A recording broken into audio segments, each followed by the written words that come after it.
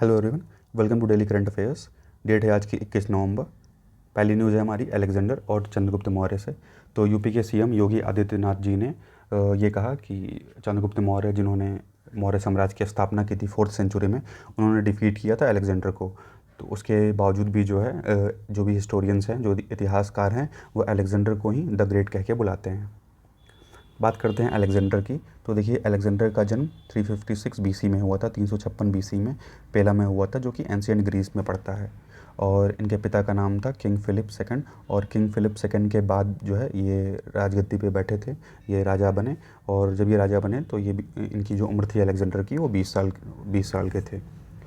और देखिए, ग्रेट इसलिए इनको कहा जाता है हिस्टोरियंस के द्वारा, क्योंकि इन्होंने जो भी लड़ाइयाँ लड़ी वो बहुत बहादुरी तरीके से लड़ी थी। ठीक है। और इन्होंने अपना एम्पायर जो है बहुत दूर तक फैलाया था। तो 30 साल की उम्र में ही इनके पास लार्जेस्ट एम्पायर था पूरे वर्ल्ड में। ठीक है। सबसे बड़ा एम्पायर जो था वो अलेक्जेंडर के पास था। इनका एम्पायर जो था वो मॉडर्न वेस्टर्न सेंट्रल एशिया से होते हुए ग्रीस से लेकर के इंडिया के नॉर्थ वेस्ट फ्रंटियर तक फैला हुआ था। उसी तरह जैसे चंगेज़ खान है और अशोक, अकबर, औरंगज़ेब, या जो अटिला का जो हुन्स थे, तामरलिन, तो इनके भी जो एम्पायर्स थे ये भी बहुत बड़े बड़े एम्पायर थे।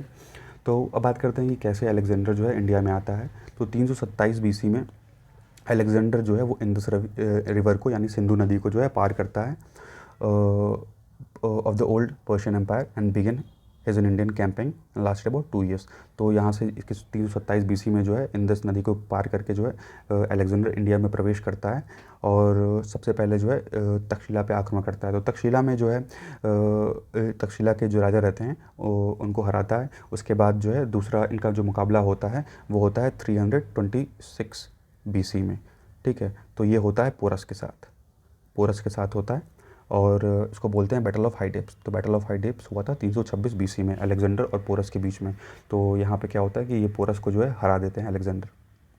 उसके बाद पोरस को हराने के बाद अलेक्जेंडर की ये विश रहती है कि वो जो है और भी आगे बढ़े, जो गंगा का जो दोआब है वहाँ से होते हुए और आगे बढ़े। लेकिन क्या होता है कि जब ये पंजाब में जो आखिरी नदी है ब्यास नदी, तो ब्यास नदी तक जब ये पहुँचते हैं तो बाकी के जो इनके जनरल्स रहते हैं वो मना कर देते हैं आगे जाने के लिए। उसके बाद अलेक्जेंडर को जो है अब एक तरह से पीछे मुड़ना ही पड़ता है, क्योंकि इसकी सेना जो है पीछे जाने से आगे मना कर देती है। उसके बाद इंदस रवि को फॉलो करते हुए ये अपनी कुछ आर्मीज़ को जो है समुद्र के द्वारा मेसोपोटामिया में भेज देते हैं, और बाकी के साथ जो है अपने मरकन कोस्ट होते हुए वापस चले जाते हैं। बात करते हैं इनकी लेगेसी के बारे में। तो his aborted Indian campaign not standing, Alexander is believe to have died undefeated in any battle. तो ये माना जाता है कि अलेक्जेंडर की जो मृत्यु है वो हुई थी, लेकिन वो कभी भी कोई भी युद्ध हारी नहीं थे। ठीक है। Means he was died undefeated. ठीक है। मीन्स बिना डिफीट हुए ही उनकी मृत्यु हुई थी। Similarly fulfilling the professors of the Oracle. देखिए, प्रोफेसर्स ऑफ द ओरेकल्स है कि भविष्यवाणी हुई थी इनको लेकर के कि अलेक्जेंडर जो हैं वो पूरे विश्व पे जो है कब्जा कर लेंगे, पूरे विश्व को जीत लेंगे ये। तो उसी के संबंध में ये कहा जाता है एक तरह से कि उन्होंने पूरे दुनिया को जीत लिया था, इसलिए द ग्रेट जो लगा हुआ है उसी वजह से लगा हुआ है। और करीब करीब देखिए ये कहा था कि अलेक्जेंडर ने 1000 माइल्स ट्रैवल किया था फ्रॉम मैसेडोनिया, और 7 जो नेशंस हैं, 7 नेशन पे विजय प्राप्त की थी। और ये कहा था कि उन 7 नेशन में करीब करीब 2000 शहर शामिल थे। तो 2000 शहर के ऊपर जो है अलेक्जेंडर ने विजय प्राप्त की थी। He hope to solve the problem of the oceans. और ये भी कहा जाता है कि जो भी ओशंस के प्रॉब्लम है वो सॉल्व करने की इनकी एक इच्छा थी। That Greek philosophers had grappled with the reaching the sea and then sailing to the subjugate more new lands. तो जो भी बाकी के जो ग्रीक रूलर्स रहे, तो जो वो नहीं कर पाए वो अलेक्जेंडर करना चाहते थे, ताकि वो चाहते थे कि मेरा जो आधिपत्य है, मेरी जो पावर है वो पूरी दुनिया देखे। ठीक है। बात करते हैं चंद्रगुप्त मौर्य के बारे में। तो he was the architect of an empire that control the plains of both the Indus and Ganga and which stretch the until the eastern and western coast. तो देखिए, जो चंद्रगुप्त मौर्य का जो एम्पायर था वो इंडस रिवर से लेके गंगा रिवर से होते हुए जो ईस्टर्न से मीन्स पूर्वी से मीन्स बहुत दूर में फैला हुआ था। कहने का ये मतलब है कि इंडस नदी से लेके गंगा नदी तक। ठीक है। भारत के इस छोर से लेके भारत के इस छोर तक। ठीक है। ईस्ट वेस्ट में, और नॉर्थ से लेके साउथ तक भी फैला हुआ था। बहुत दूर में चंद्रगुप्त मौर्य का जो एम्पायर था बहुत दूर में फैला हुआ था। विथ पाटलिपुत्र, जो देखिए पाटलिपुत्र जो था वो चंद्रगुप्त मौर्य का इंपीरियल कैपिटल था। The Mauryan empire for the first time unified most of the South Asia. और ये भी कहा था कि साउथ में भी जो है चंद्रगुप्त मौर्य का जो रूल था वो साउथ के एरियाज़ में भी हुआ। और Chandragupta laid the foundation of an extensive and efficient system of centralise administration. और उसके अलावा देखिए इन्होंने एक फाउंडेशन रखा किसका, तो सेंट्रलाइज एडमिनिस्ट्रेशन का, जो कि केंद्र प्रशासन होता है, सेंट्रल गवर्नमेंट, तो एक तरह से सेंट्रल गवर्नमेंट हो गया। उसके अलावा जो टैक्स कलेक्शन का जो काम होता है वो भी मेन इनका एम्पायर जो है इतना पावरफुल क्यों हुआ, क्योंकि ये लोगों से जो है टैक्स, लैंड टैक्स वगैरह या बाकी के जो टैक्सेस हैं वो कलेक्ट करते थे। तो इसी की वजह से इनकी जो एम्पायर था वो बहुत आगे तक बढ़ा। ट्रेड हो गया, agriculture were reformed and regulated with the building of infrastructure. जो ट्रेड है, व्यापार वगैरह है, या जो एग्रीकल्चर के काम है, उनको रिफॉर्म करने की पॉलिसी लाई जाती थी, उसको रेगुलेट किया जाता था। और उसके अलावा जो एक तरह से इंफ्रास्ट्रक्चर को डेवलप किया जाता था। उस समय देखिए एक स्टैंडर्ड टाइप के वेट्स और मेजर्स को यूज़ किया जाता था, जो वज़न वगैरह हैं, जैसे जो बटखरे वटखरे होते हैं, उस टाइम भी एक स्टैंडर्डाइज वेट्स और मेजर्स यूज़ किए जाते थे। और उसके अलावा एक जैसे आर्मी थी, इनकी स्टैंडिंग आर्मी थी, तो आर्मी के लिए भी नियम कानून रूल्स वगैरह बने हुए थे। कुछ ग्रीक सोर्सेस का ये कहना है कि चंद्रगुप्त और अलेक्जेंडर के बीच में मीन्स कोई ना कोई कम्युनिकेशन, कोई ना कोई संबंध रहा था। बात करते हैं इनकी लेगेसी के बारे में। तो चंद्रगुप्त ने देखिए, जो धनानंद था, नंद डायनेस्टी का रूलर था, तो धनानंद को हरा करके चंद्रगुप्त मौर्य जो है वो राजा बने। और इसमें इनकी हेल्प की थी कौटिल्य ने, जिनको हम चाणक्य के नाम से भी जानते हैं। तो कौटिल्य की जो है मिलिट्री, जो उनकी मिलिट्री प्रॉनेस थी, मीन्स जो मिलिट्री का इनका आइडिया था कि लड़ने का तरीका वगैरह, और कई स्ट्रैटेजी थी, तो उसकी वजह से जो चंद्रगुप्त मौर्य हैं वो धनानंद को हरा पाए। और उसके बाद उन्होंने जो है पाटलिपुत्र पर कब्जा कर लिया। Once he had established his mastery over the plains of Ganga, he moved northwest, occupied the power vacuum led by the retreat Alexander army। उसके बाद जब देखिए, जब गंगा के आसपास के जब इलाके, जब नॉर्थ वेस्ट के इलाके पे कब्जा कर लिया चंद्रगुप्त मौर्य ने, तो उसके बाद वो बढ़ते हैं जहाँ पे अलेक्जेंडर की आर्मी आके वापस चली गई थी, उस एरिया को भी जो है चंद्रगुप्त कब्जा कर लेते हैं। The territorial foundation of the Mauryan empire had been laid, Chandragupta Maurya controlling the Indus and Ganges plain and the borderlands, a formidable empire by any standards. उसके बाद देखेंगे तो मौर्य एम्पायर जो था वो पूरब से लेकर पश्चिम तक और उत्तर से लेकर दक्षिण तक ये बहुत दूरी में फैला हुआ था मौर्य एम्पायर, ठीक है। और मेन इसका रीज़न था कि जो कौटिल्य थे उनकी जो स्ट्रैटेजी थी बहुत यूनिक हुआ करती थी, ठीक है। तो उसी की वजह से चंद्रगुप्त मौर्य जो है वो इस पावर को मीन्स इतने बड़े साम्राज्य को इतने अच्छे से कंट्रोल कर रहे थे कि हर चीज़ का एक यहाँ पे नियम कानून बना हुआ था कि आर्मी के रूल्स और रेगुलेशन कैसे होंगे, आर्मी किस तरह से वर्क करेगी। कई तरह के अध्यक्ष थे, अलग अलग ट्रेजरी का एक अध्यक्ष, कोषाध्यक्ष होते थे, तो ऐसे अलग अलग टाइप के अध्यक्ष हुआ करते थे। तो उस टाइप से जो है चंद्रगुप्त मौर्य ने अपना एक बहुत बड़ा एम्पायर खड़ा किया। नेक्स्ट न्यूज़ है हमारी, the process for repealing a law. Means कैसे किसी भी जो लॉ होता है, कोई कानून होता है, तो कैसे उसको रिपील किया जाता है, ख़त्म किया जाता है। तो रिसेंटली क्या हुआ कि हमारे प्रधानमंत्री नरेंद्र मोदी जी ने ये अनाउंस किया कि जो 3 किसान बिल थे तो उनको रिपील कर दिया जाएगा। तो बात करते हैं उन तीनों बिलों के बारे में। तो देखिए, पहला बिल था farmers produce trade and commerce promotion and facilitation act 2020। इसका एम था कि जो भी APMC जो मंडी वगैरह होती हैं, तो उसमें ट्रेड ये अलाउ कर रहा था, ठीक है। तो it is aimed at allowing trade in agriculture produce outside the existing APMC mandis. तो मीन्स ये भी इसमें ये पहला एक्ट है, इसमें कहा गया कि आप APMC जो मंडी है उसके बाहर भी आप ट्रेड कर सकते हैं, ठीक है। तो ये अलाउ किया गया था ये पहले एक्ट में। जो दूसरा एक्ट था the farmers empowerment and protection agreement on price assurance and farm services act 2020।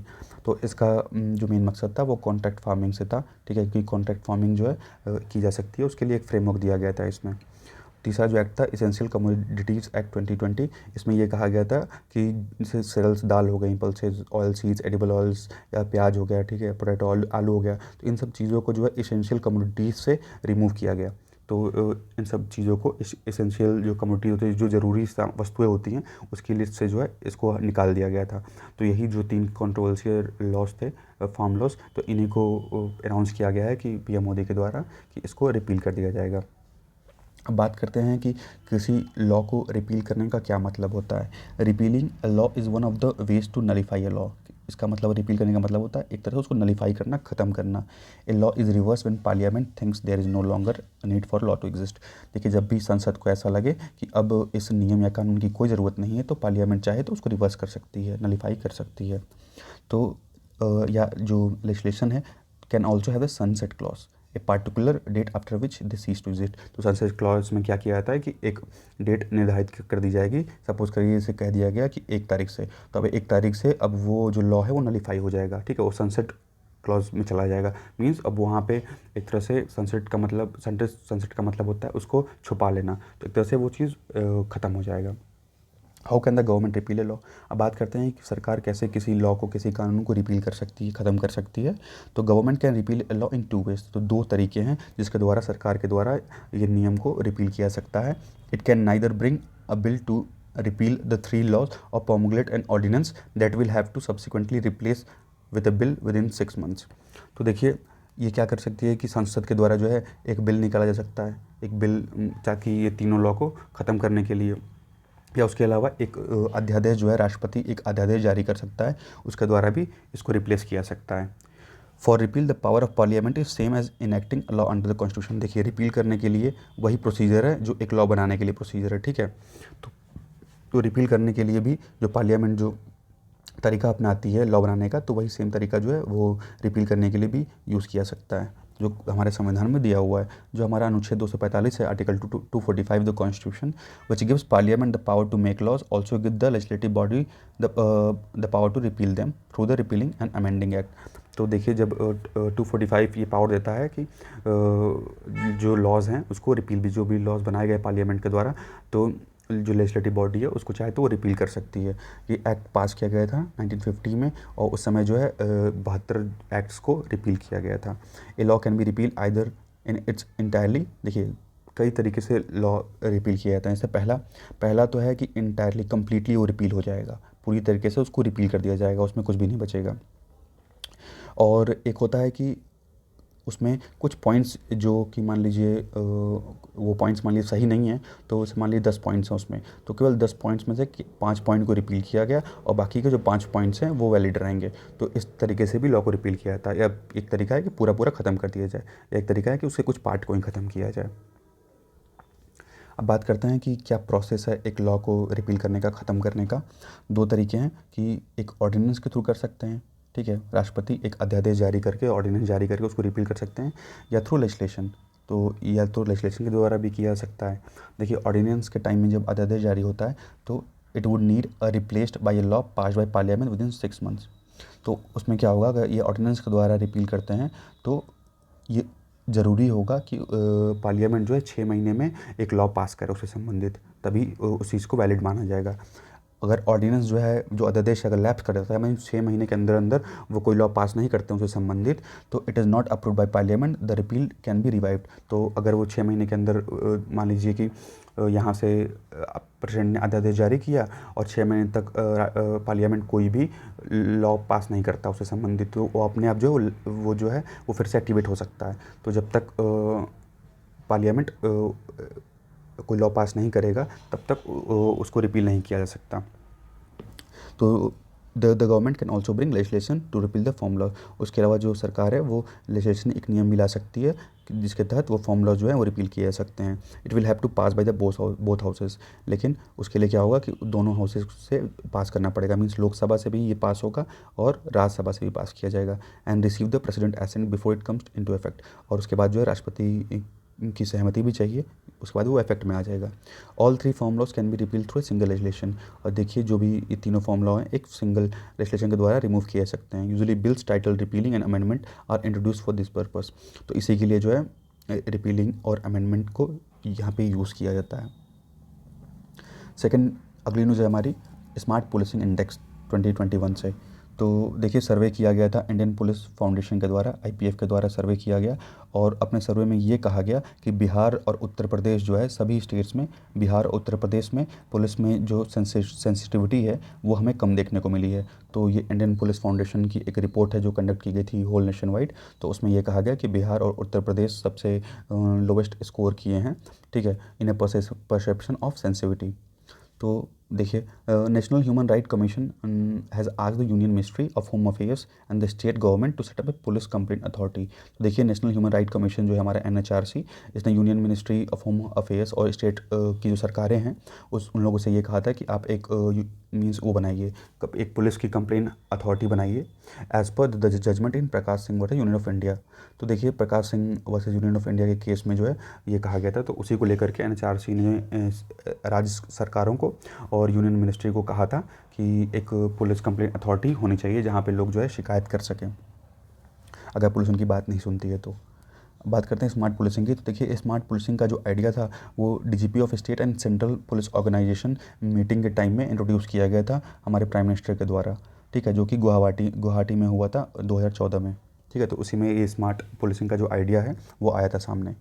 Smart policing का मतलब होता है strict and sensitive, modern and mobile, alert and accountable, reliable and responsive, techno savvy and trained. तो ये है smart का full form. The strategy combine the development of physical infrastructure technology. और ये कहा गया कि मीन्स स्मार्ट पुलिस का ये मतलब है कि जो भी इंफ्रास्ट्रक्चर है उसको डेवलप किया जाएगा और भी टेक्नोलॉजी में इम्प्रूव किया जाएगा, मीन्स पुलिसिंग में टेक्नोलॉजी का यूज़ किया जाएगा। उसके अलावा जो भी मीन्स स्किल्स हैं उसको और एक इम्प्रूव करने के लिए उस पे काम किया जाएगा। उसके अलावा जो डीप कमिटमेंट है to the values of professional excellence and service of the people considered essential to take the Indian police to the next level. तो अगर पुलिसिंग में हम स्मार्ट पुलिसिंग को ऐड करते हैं तो वो दूसरे ही लेवल में आ जाएगा, क्योंकि हम जैसे पुलिसिंग के लिए अच्छी इंटरनेट टेक्नोलॉजी, कंप्यूटर टेक्नोलॉजी का यूज़ कर सकते हैं और जो है इंफ्रास्ट्रक्चर जो है वो डेवलप कर सकते हैं। तो इस चीज़ से जो है हम स्मार्ट पुलिसिंग को और बढ़ावा दे सकते हैं। बात करते हैं स्मार्ट पुलिसिंग इंडेक्स की। तो इसका पर्पज़ ये है to gather information on citizens perception, कि लोगों मीन्स पुलिस के बारे में लोग क्या सोच रखते हैं, तो वो चीज़ इन्फॉर्मेशन जो है कलेक्ट किया सके और इसका क्या इम्पैक्ट पड़ता है स्मार्ट पुलिसिंग इनिशिएटिव पे। तो इस चीज़ का भी जो है स्मार्ट पुलिसिंग इंडेक्स हमें जानकारी देती है। Indian police foundation IPF is a Delhi based think tank. देखिए IPF जो है वो दिल्ली की एक थिंक टैंक है, set up by eminent citizens including serving and retired police officers. तो इसमें आपको जो रिटायर्ड पुलिस ऑफिसर्स हैं या जो अभी भी पुलिस ऑफिसर काम कर रहे हैं वो भी देखने को मिलेंगे, कुछ सिविल सर्वेंट्स भी मिलेंगे, लॉयर्स वगैरह देखने को मिलेंगे, ठीक है। तो सभी स्टेट और यूनियन टेरिटरी के कुछ स्टेट्स के और कुछ यूनियन टेरिटरीज़ के मेंबर्स जो हैं इसमें शामिल हैं। तो यहाँ पे देखिए ये जो सर्वे कंडक्ट किया गया इसमें 10 टाइप के जो हैं सेट्स हैं क्वेश्चंस हैं। जैसे एक है कॉम्पिटेंस बेस्ड इंडिकेटर्स। तो इसमें ये देखा गया कि जैसे कि जो भी पुलिस सेंसिटिविटी का मुद्दा है या पुलिस कितनी जल्दी रिस्पॉन्स करती है, टेक्नोलॉजी को अडॉप्ट किया गया है कि नहीं किया गया है, तो ये चेक किया जाता है इस इंडिसेस में। उसके अलावा वैल्यू बेस्ड इंडिकेटर्स हैं। तो 3 इंडिसेस जो हैं वो वैल्यू बेस्ड इंडिकेटर्स से रिलेटेड हैं, ठीक है, जो कि डील करती हैं पुलिस की इंटीग्रिटी के साथ। उसके अलावा एक इंडेक्स है ट्रस्ट से, विश्वास कितना है। द स्मार्ट स्कोर जो सेट किया गया है वो 1 से 10 के बीच में सेट किया गया है। 10 का मतलब है कि लोग सबसे ज़्यादा सेटिस्फाइंग हैं, ठीक है, और 1 का मतलब है सबसे लोवेस्ट होगा यहाँ पे। बात करते हैं फाइंडिंग्स क्या हैं स्मार्ट पुलिस इंडेक्स की। तो despite being attack for insufficient sensitivity, declining public confidence. देखिए कितना भी लोग को द्वारा ये भले कहा जाता हो कि मीन्स पुलिस जो है इनसेंसिटिव होती है या पब्लिक में के जो एक कॉन्फिडेंस होता है पब्लिक में वो नहीं है, उसके बावजूद भी जो है मेजॉरिटी ऑफ सिटीजन्स ये बिलीव करते हैं कि पुलिस जो अपना काम अच्छे से कर रही है। तो ओवरऑल जो स्कोर मिला है वो 66.93% का ये लोगों का ये विश्वास है कि पुलिस जो है अपना काम अच्छे से कर रही है, ठीक है। तो वो स्ट्रांगली जो है सपोर्ट कर रहे हैं पुलिस को, 66.93% है। Southern states and some in the northern fared better on most policing indices. देखिए जो साउथ के स्टेट्स हैं और जो नॉर्थ के स्टेट्स हैं वो ज़्यादा अच्छा परफॉर्म किए हैं, जैसे आंध्र प्रदेश, तेलंगाना, आसाम, केरला और सिक्किम, ये टॉप 5 स्टेट्स हैं। अगर बॉटम 5 की बात करेंगे तो बिहार, उत्तर प्रदेश, छत्तीसगढ़, झारखंड और पंजाब। तो जो स्टेट टॉप किए हैं उनमें आंध्र प्रदेश, तेलंगाना और आसाम, केरला, सिक्किम शामिल है। और जो स्टेट्स जिन राज्यों का लास्ट स्थान है वो बिहार, उत्तर प्रदेश, छत्तीसगढ़, झारखंड और पंजाब है। अब इसी संबंध में जो गवर्नमेंट के द्वारा जो इनिशिएटिव लॉन्च किया गया उसके बारे में देखते हैं।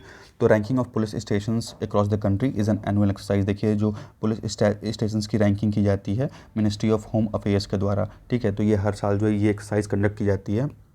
जैसे ये देखा जाता है कि किस स्टेशन पुलिस स्टेशन में क्राइम रेट वहाँ का कितना है, वो लोग जो इन्वेस्टिगेशन कर रहे हैं उसमें कितना टाइम ले रहे हैं, कितनी जल्दी केसेस को डिस्पोज कर रहे हैं, या उस पुलिस स्टेशन का इंफ्रास्ट्रक्चर जो है वो कैसा है और लोगों के साथ उनका व्यवहार कैसा है, और बाकी अलग अलग फीचर्स पे जो है इस चीज़ को कैलकुलेट किया जाता है कि पूरे कंट्री में सबसे अच्छा जो पुलिस स्टेशन है वो कौन सा है। About 20% of the total points और ऑल्सो बेस्ड ऑन फीडबैक, और जो 20% टोटल पॉइंट जो मिलता है वो फीडबैक को मिलता है कि जो वहाँ के जो नागरिक हैं वो उसको कैसा फीडबैक देते हैं। फॉर द ईयर 2021 सदर बाज़ार police station in the Delhi capital was best police station. तो देखिए 2021 में जो है सदर बाज़ार जो पुलिस स्टेशन है दिल्ली का सदर बाज़ार, उसको बेस्ट पुलिस स्टेशन का अवार्ड मिला है। उसके अलावा देखेंगे तो दो और पुलिस स्टेशन हैं, जो गंगापुर है उड़ीसा में और भाटुकालन है हरियाणा में। ठीक है, तो टॉप पे है सदर बाज़ार, दूसरा है गंगापुर जो कि उड़ीसा में है, और तीसरा है भाटुकालन जो कि हरियाणा में है। बात करते हैं पुलिस रिफॉर्म की, तो police reform aim to transform the values culture policies and practice of police organisation. तो देखिए पुलिस रिफॉर्म का जो मेन एम है कि जो वैल्यूज़ हैं उनको, जो वैल्यूज़ हो गए कल्चर या पॉलिसी जो है उसको ट्रांसफॉर्म किया सके और बढ़िया बेहतर बनाया जा सके, और जो भी पुलिस के लिए जो भी और मीन्स एक तरह से जो नियम कानून है पहले के तो उनको चेंज करके ऐसे नियम कानून ले आ जा सकें कि वो अपना काम जो है और अच्छे से कर सकें। It invests police to reform their duties with respect of democratic values, human rights and the rule of law. और वो जो डेमोक्रेटिक वैल्यूज़ हैं उनको फॉलो करते हुए, जो ह्यूमन राइट्स हैं उनको फॉलो करते हुए और रूल ऑफ लॉ के तहत वो काम कर सकें। It also aims to improve how the police interact with other parts of the security sector.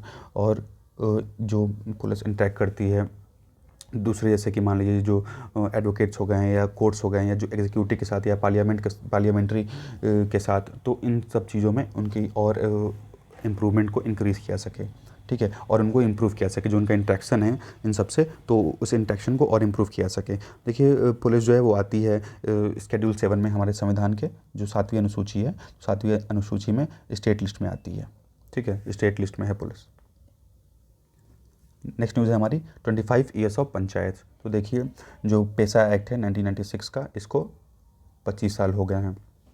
तो मिनिस्ट्री ऑफ ट्राइबल अफेयर्स ने देखिए 25वीं सालगिरह जो है पंचायत की मनाई है as a part of Azad of Amrit Mahotsav.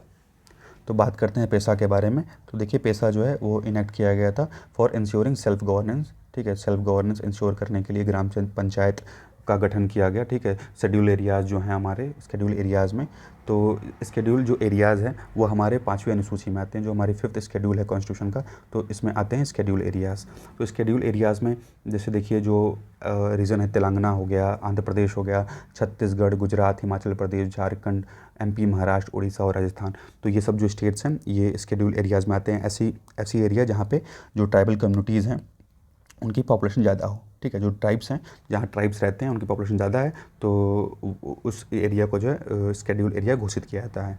तो शेड्यूल एरिया में जो है ये एक तरह से पंचायत लाने के लिए, पंचायत ग्राम सभा का गठन करने के लिए ये जो एक्ट है वो पास किया गया था। तो ये जो है अभी 10 राज्यों में है इंडिया में। ठीक है, तो देखिए शेड्यूल एरिया जो होते हैं वो आर्टिकल 244 में दिया गया है क्लॉज 1। तो क्लॉज 1 आर्टिकल 244 जो है वो शेड्यूल एरियाज़ की बात करता है। अब देखिए ग्राम सभा या ग्राम पंचायत को क्या पावर दी गई है। तो पहली पावर दी गई है लैंड के एक्विजिशन की। मींस जो है अगर ग्राम सभा अगर ग्राम पंचायत चाहे तो लैंड को एक्वायर करने के लिए या रीसेटलमेंट वगैरह के लिए वो इस मैटर में कंसल्ट कर सकते हैं। उसके अलावा जो माइनिंग के लिए लाइसेंस वगैरह है, उसके अलावा जो वाटर बॉडीज़ हैं उसके प्लानिंग के लिए, मैनेजमेंट के लिए, उसके अलावा जो लिक्वर है मींस जो नशीले पदार्थ हैं, दारू वगैरह चीज़ें, उसके सेल के लिए, कंजप्शन के लिए, तो उसके रेगुलेशन का काम जो है वो भी ग्राम सभा या पंचायत देख सकती है। और माइनर फॉरेस्ट प्रोड्यूस, ठीक है, जो जंगल में भी जो भी चीज़ें प्रोड्यूस हो रही हैं उससे संबंधित जो नियम कानून बना सकती है ग्राम सभा। और लैंड रिफॉर्म से संबंधित, ठीक है, the power to prevent alienation of land and restore any unlawful alienated land of a schedule tribe. तो ताकि मीन्स जो भी शेड्यूल ट्राइब के जो लैंड्स हैं उसको कोई एक्वायर ना कर सके, तो उससे संबंधित जो कानून वगैरह है वो भी ग्राम सभा बना सकती है। उसके अलावा जो भी विलेज मार्केट्स वगैरह हैं, ठीक है, तो जो गांव के जो बाज़ार वगैरह हैं उसको मैनेज करने का काम, उसके अलावा जो मनी लेंडिंग है, तो शेड्यूल एरियाज़ में जो मनी लेंडिंग का काम है उसको भी, उस पर भी जो कंट्रोल है वो ग्राम सभा का या कंट्रोल रहता है इस पर। Role of governor in implementing of PESA. अब देखिए कि राज्यपाल का क्या रोल होता है पेशा को इम्प्लीमेंट करने के लिए। तो जो हमारे संविधान का 5वां शेड्यूल है तो उसका पैरा 3 ये कहता है कि governor therein is required to make a report to the president, कि जो राज्यपाल होगा वो राष्ट्रपति को रिपोर्ट देगा। ठीक है, शेड्यूल एरियाज़ के एडमिनिस्ट्रेशन से संबंधित जो भी चीज़ें होंगी तो गवर्नर रिपोर्ट करेगा किसको, प्रेसिडेंट को, राष्ट्रपति को। देखिए अटॉर्नी जनरल जो हैं उन्होंने एडवाइस किया था होम मिनिस्ट्री को कि जो गवर्नर जो राज्यपाल का जो रोल है रिपोर्ट भेजने वाला रोल, वो इनके डिस्क्रिप्शन पर निर्भर करेगा, मींस वो इनके ऊपर ही निर्भर करेगा, ठीक है। ये चीज़ अनिवार्य नहीं है कि इनको देना ही देना है, लेकिन ये चीज़ जो है कि जो रिपोर्ट सेंड करने का वो है, वो चीज़ गवर्नर के डिस्क्रिप्शन पे ही डिपेंड करेगा। ये कहा गया था अटॉर्नी जनरल के द्वारा, ठीक है। मीन्स ये चीज़ एक तरह से एडवाइस किया गया था होम मिनिस्ट्री को। उसके अलावा बात करें तो देखिए जो फिफ्थ शेड्यूल में हमारा पैरा 5 है, उसका जो सब पैरा 1 है वो ये कहता है कि governor in schedule areas arises out of the power inheritance. सब देखिए मीन्स गवर्नर को जो ये पावर मिली है ये संविधान के 5वें अनुसूची के पैरा 5 और सब पैरा 1 से मिली है। गवर्नर में direct that any particular act of parliament, means governor ये कह सकता है कि पार्लियामेंट के द्वारा जो भी एक्ट बनाया गया या जो स्टेट है उसके द्वारा जो भी एक्ट बनाया गया है वो एरिया जो वो एक्ट जो है वो इस शेड्यूल एरिया में लागू नहीं होगा। तो ये पावर देता है फिफ्थ शेड्यूल का पैरा 5 सब पैरा 1, ठीक है। मीन्स गवर्नर मान लीजिए कि सांसद हो गई या जो स्टेट लेजिस्लेचर है ये अगर कोई लॉ बनाते हैं तो अगर वो लॉ जो है उस शेड्यूल एरिया पे अप्लाई होगा कि नहीं होगा ये डिसाइड कर सकता है गवर्नर। वो जो पावर है वो फिफ्थ शेड्यूल देता है। फिफ्थ शेड्यूल का पैरा 5 सब पैरा 1 उसको ये पावर देता है। बात करते हैं मॉडिफिकेशन ऑफ लॉज की, तो regulation making process of the area is bound neither by the advice of tribes advisory council और द एक्सेंट ऑफ प्रेसिडेंट। तो देखिए जो भी वहाँ जो भी ट्राइबल एरियाज़ हैं वहाँ से जो संबंधित जो पावर है रेगुलेशन की, वहाँ भी नियम कानून जो बनाने की पावर है वो न ही तो ट्राइब्स एडवाइजरी काउंसिल के पास है न ही प्रेसिडेंट के पास है। इनको किसी से जो गवर्नर हैं राज्यपाल हैं उनको किसी से यहाँ परमिशन लेने की आवश्यकता नहीं है। The provision lays down the responsibility of the governor to ensure that the laws are contrary to interest of schedule areas and may be suitably modified. तो गवर्नर के ऊपर ये पूरे पर निर्भर करता है कि वो लॉ जो हैं वो उस एरिया में अप्लाई किए जाएंगे कि नहीं किए जाएंगे या उनको कुछ मॉडिफाई करने की ज़रूरत है कि नहीं है, ठीक है। तो यहाँ पे जो ट्राइबल एडवाइजरी काउंसिल है, यहाँ जो राष्ट्रपति हैं उनके एडवाइस से जो राज्यपाल हैं वो बंधे हुए नहीं हैं कि उनकी एडवाइस मानना ही मानना है। वो उनके अपने डिस्क्रिप्शन पे है, अपने विवेक पे निर्भर करता है कि वो माने कि ना माने। बात करते हैं कि पेशा क्यों इनेक्ट किया गया था। तो जो हमारा कॉन्स्टिट्यूशनल वैक्यूम है, मतलब कि जो 73 अमेंडमेंट आया था, जो 73वां संविधान संशोधन हुआ था, तो उस समय पंचायती राज सिस्टम को जो पंचायती राज एक्ट आया था तो उसको सभी जगह लागू कर दिया गया था, लेकिन जहाँ पे ये ट्राइबल कम्युनिटीज़ रहती हैं वहाँ पे लागू नहीं किया गया था। तो इसीलिए पेशा को लेके आया गया था कि जहाँ पे ट्राइबल कम्युनिटीज़ हैं वहाँ भी एक तरह से जो ग्राम पंचायत वाला सिस्टम है, ग्राम सभा वाला सिस्टम है, वहाँ पर लागू किया सके। तो ये आया 73 अमेंडमेंट एक्ट के द्वारा पंचायती राज को इनेक्ट किया गया था। तो कमेंट में आप ये बताइए कि 74th अमेंडमेंट के द्वारा क्या ले आया गया था, क्या ऐड किया गया था कॉन्स्टिट्यूशन में और कब हुआ था। बात करते हैं सेकंड है सेल्फ गवर्नेंस। तो PESA sought to enable the panchayat at appropriate levels and gram sabha to implement the system of self governance. तो देखिए पेशा का को इनैक्ट करने का जो मेन मकसद था वो था सेल्फ गवर्नेंस। मीन्स एक तरह से लोगों की सरकार भाई जो प्रधान चुने जाते हैं ग्राम सभा के, जो भी मुखिया उखिया होंगे गाँव के, तो वो बीच में से निकलते हैं। तो एक तरह से एक हमारा आदमी ही हमारा नेतृत्व करेगा वो चीज़ वहाँ पे, तो हमारे जो भी हमारी समस्याएं हैं उसको और अच्छे से समझ सकता है, तो सेल्फ गवर्नेंस की भावना को लेकर के। उसके अलावा जो कस्टमरी रेगुलेशंस है, means it include a number of issue such as customary resources, minus forest produce, minor minerals, minor water bodies, selection of beneficiary, sanction of project and control over local institution. तो सीधी बात है कि अगर हम वहाँ के लोकल निवासी हैं तो हम वहाँ के जो भी समस्याएँ हैं उसको बेहतर समझ सकते हैं, ठीक है, अच्छे समझ सकते हैं। तो इसीलिए जो वहाँ पे जो भी ट्राइबल कम्युनिटीज़ वगैरह रहती हैं तो उनको मीन्स वहाँ के जो भी एक तरह से संरक्षण के लिए उनके, तो ये चीज़ सेल्फ गवर्नेंस जो है बहुत इंपॉर्टेंट था, तो इसीलिए पेशा को इनेक्ट किया गया। तो स्टार्टिंग में जब 73वां संविधान संशोधन हुआ था तो उस टाइम ये जो लॉ है तो ये पंचायती वाला सिस्टम जो है वो ट्राइबल एरियाज़ में इम्प्लीमेंट नहीं किया गया था।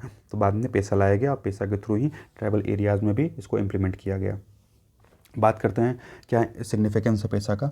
तो इससे एक ट्राइबल्स कम्युनिटी को जो है एक ऑटोनॉमी मिलता है कि वो अपने जो नियम कानून है उसके हिसाब से रह सकते हैं, और उसके अलावा एक तरह से उनका उस चीज़ से डेवलपमेंट भी होगा। और जो भी फॉरेस्ट वगैरह हैं वो उसको एक्सेस कर सकते हैं। और जो भी एक तरह से मीन्स ये उनको नहीं लगेगा कि हमारे बीच में कोई और इंटरफेयर कर रहा है, उन्हीं के बीच के जो आदमी होगा वही प्रधान बनेगा, तो वो जो भी निर्णय लेगा वो सभी की राय सलाह से लेगा, तो बाकी वो और किसी का इंटरफेरेंस जो है अपने कम्युनिटी में नहीं बर्दाश्त कर सकते। तो इसीलिए जो है पैसा एक यहाँ पे इंपॉर्टेंट रोल प्ले करता है। अब इश्यूज़ देखते हैं क्या है इश्यूज़, तो जैसे dilution of the role of tribal advisory council. PESA mandates tribal advisory council to oversee tribal affair. देखिए पेसा ये मैंडेट करता है कि जो ट्राइबल एडवाइजरी काउंसिल है वो ट्राइबल अफेयर्स से संबंधित जो भी चीज़ें हैं उनको देखेगा, and also gives extra judicial extra constitutional power to governor. और देखिए राज्यपाल को जो है एक एक्स्ट्रा कॉन्स्टिट्यूशनल पावर देता है, ठीक है, क्योंकि यहाँ पे गवर्नर के पास डिस्क्रिशन पावर का एक तरह से यूज़ होता है। मीन्स राष्ट्रपति भले सलाह देते हैं कुछ कि आप कुछ बोलते हैं, ऐसा नहीं है, वो राष्ट्रपति या जो एडवाइजरी काउंसिल है ट्राइबल एडवाइजरी काउंसिल उसकी बात मानने के लिए बाध्य नहीं होंगे। गवर्नर जो है अपने विवेक से ही काम करेंगे, अपने डिस्क्रिशन पे ही गवर्नर काम करेंगे। उसके बाद सेकंड है हमारा politicisation. The council with the CM as their chairperson have evolved into a non assertive institution in the management of the upper class politics. तो अब देखिए पेशा लाने का ये भी कारण था कि एक तरह से जो पॉलिटिक्स वगैरह होती रहती है तो उस चीज़ से जो है इसको बचाया जा सके। मीन्स सीधी सीधी बात है कि जो भी कंट्रोल है वो राज्यपाल का है, तो बाकी और कोई जो पावर है वो इसमें इंटरफेयर नहीं कर सकती, ठीक है। Non involvement. The governor in order to have friendly relation with the chief minister have desisted from getting involve in tribal matters. तो गवर्नर देखिए एक फ्रेंडली रिलेशन बनाने के लिए जो चीफ मिनिस्टर हैं उसके साथ फ्रेंडली रिलेशन बनाने के लिए वो ट्राइबल मैटर्स हैं वो एक तरह से इनमें इन्वॉल्व हो जाते हैं। तो ठीक है, मीन्स यहाँ पे क्या होता है कि ये देखने को मिलता है कि अगर मान लीजिए कि जो भी उस स्टेट के चीफ मिनिस्टर हैं और जो उस स्टेट के जो गवर्नर हैं वो ट्राइबल मैटर्स में जो है एक तरह का इन्वॉल्वमेंट नॉन इन्वॉल्वमेंट यहाँ देखने को मिलता है। और नेक्स्ट बात करेंगे तो एक कोऑर्डिनेशन नहीं है, मींस लैक ऑफ कोऑर्डिनेशन है सेंटर में, और जो भी पैसा की जो स्पिरिट है उसको इग्नोर किया जा रहा है।